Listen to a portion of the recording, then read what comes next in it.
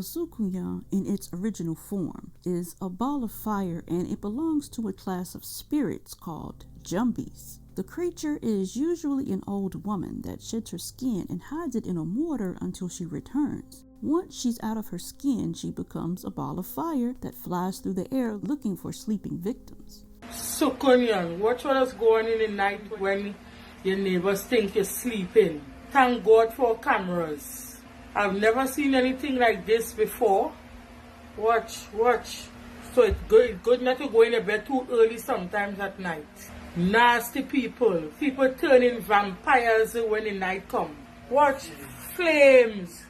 So if you all never see, you all see what a Soucouyant look like. These is the things the neighbors do. Watch the fire, see? This is what the neighbors do when the night comes. She can enter a home through cracks, crevices, or even keyholes. And in some versions of the lore, she doesn't need to sneak in because she's able to charm her way in. Once she's inside, she sucks the person's blood from the soft parts of their body, like the arms and legs, while they're sleeping, which leaves a blue mark on their body. When they wake up in the morning and they see those blue marks, they know they've been visited by a Soucouyant.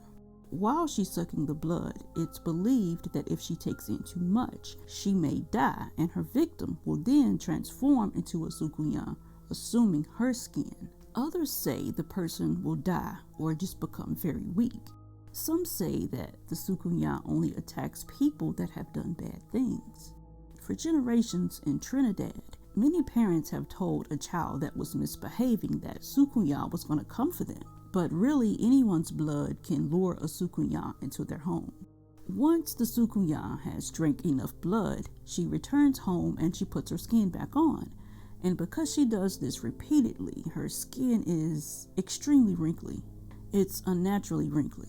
And if you find a pile of human skin left by a Soucouyant, you could sprinkle salt on it, because when she puts the skin back on, she'll be driven mad because the salt under her skin will be extremely itchy. Other versions say coarse salt must be placed in the mortar that contains her skin so that she dies because she's not able to put the skin back on. Her skin is extremely valuable and it's used when practicing black magic. She practices black magic, and she trades her victim's blood for evil powers with the demon that resides in the silk cotton tree.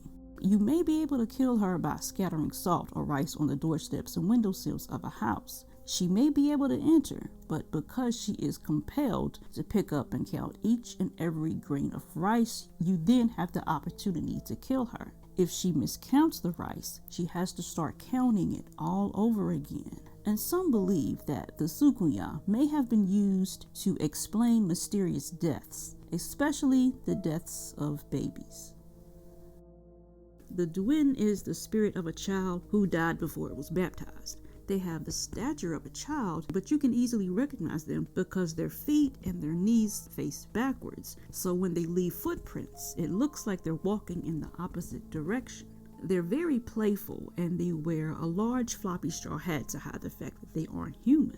They don't have a face, but they do have a tiny mouth, and they don't usually wear any clothes. But in some images, you'll see them in a loincloth or a banana leaf. They can become fond of a particular person and will go to their house where they will cry and knock on the door asking them to be their parent. When they like a person, they can become persistent and clingy, so it's nearly impossible to get rid of them even if you summon one. The Douen do have a soft side though, because they've been known to help injured animals, and they will mimic the cries of an animal in order to throw hunters off track. They'll play with children in order to lure them deep into the forest when the moon is full, and sometimes the child will be found shortly after, but unfortunately in most cases the child will never be seen again.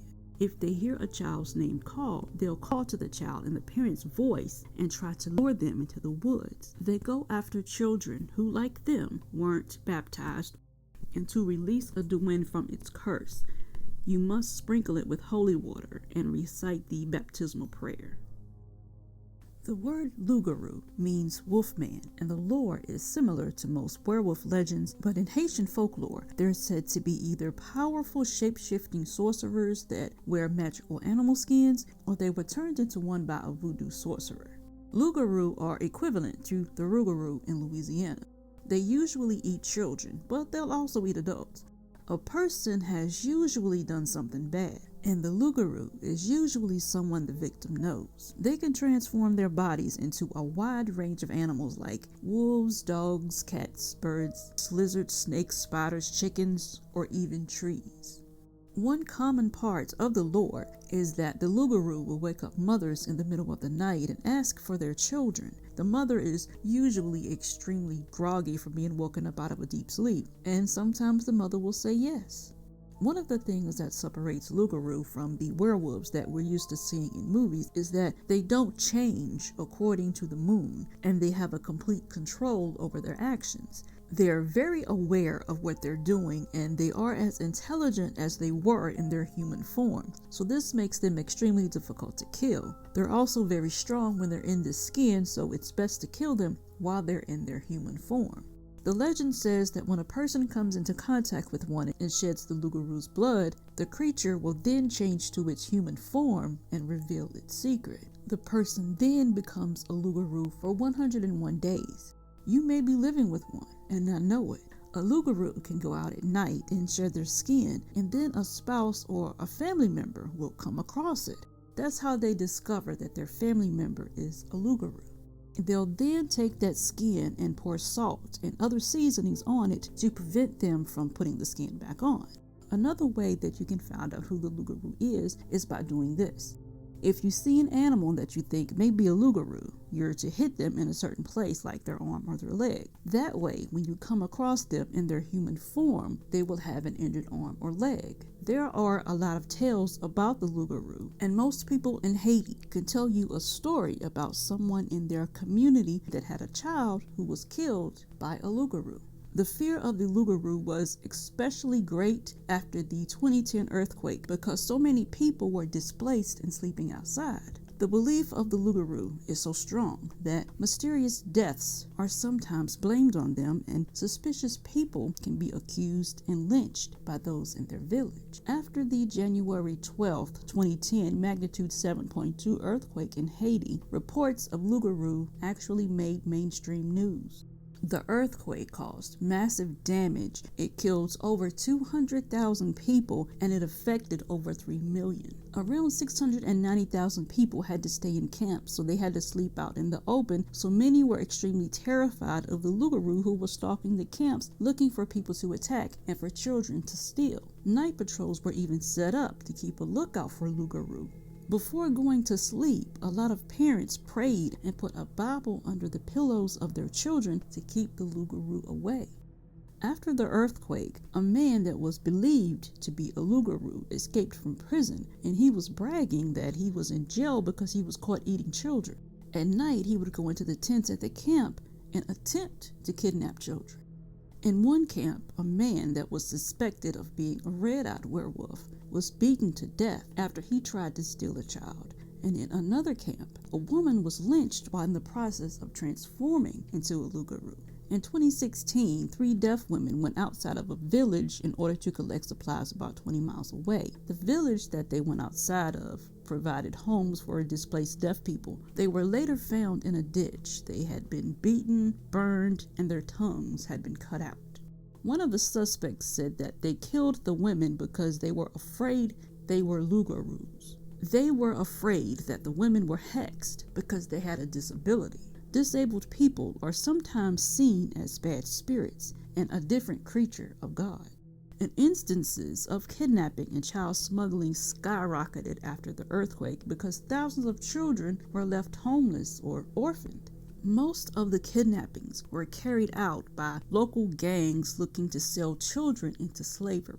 And foreigners have also tried to take children for illegal adoptions because they believe that the child would have a better life in another country. There was a very well-known case that involved 10 American Baptist aid workers that were arrested and accused of attempting to smuggle 33 children out of Haiti. I've learned a lot about Caribbean folklore from Chronicles of a Zoo on YouTube, so if you're interested in Haitian culture and folklore, definitely check her channel out, and the link to her channel will be below. La Sirene is the queen of the ocean and the water spirits, and she's one of the most important Loa in Haitian Vodou. In Haiti, there are two powerful Loa, or spirits of the sea, La Sirene and her partner, Agwe. She's sometimes referred to as Mambo La Sirene. She owns all of the riches in the ocean, like sunken treasure, coral, or pearls, and she controls the oceans and the tides. She also has the ability to hypnotize people with her beauty. Common gifts or offerings given to her are mirrors, combs, jewelry, flowers, wine, doves, and perfume. In exchange for gifts, she helps her followers gain prosperity, health, good luck, or even love. She takes people underwater to her world, and when they return, they often come back with incredible powers, and some women become voodoo priestesses this way. Anyways, so when he would go to the river, nothing would happen to him. But that day, it's like there was like a riptide, you would say, and then it dragged him into the river. People think he drowned because he never came back.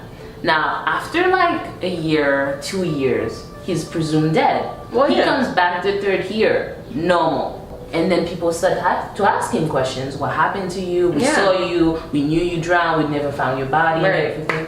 And he starts to explain to them that he was living underwater the whole time. He was living and he was telling them that there's a country underwater just like ours, but a lot more technologically advanced.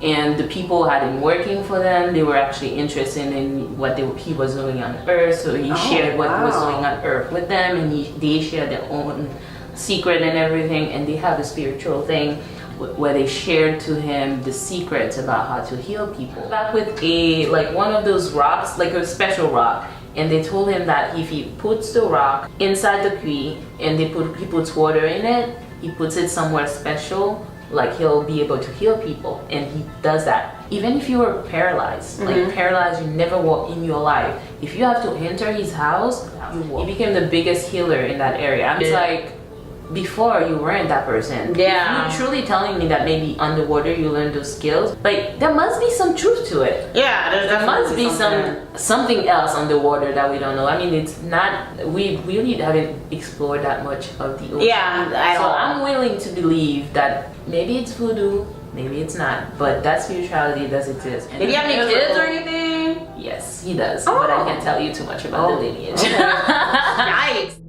She comes to the surface regularly where she's seen by humans, and if this happens and a woman is pulled into the water by La Sirene, there are two possible scenarios. They either drown or they come back with new powers like the gifts to heal or to see into the future. In some versions of the lore, she's ruthless and unforgiving and will punish anyone who crosses her or that disobeys her laws. People that are possessed by La Sirene usually have a hard time walking and breathing, and this is because she has fins instead of legs and she can't breathe our air for long periods of time. So people will douse the person that's possessed by her with water.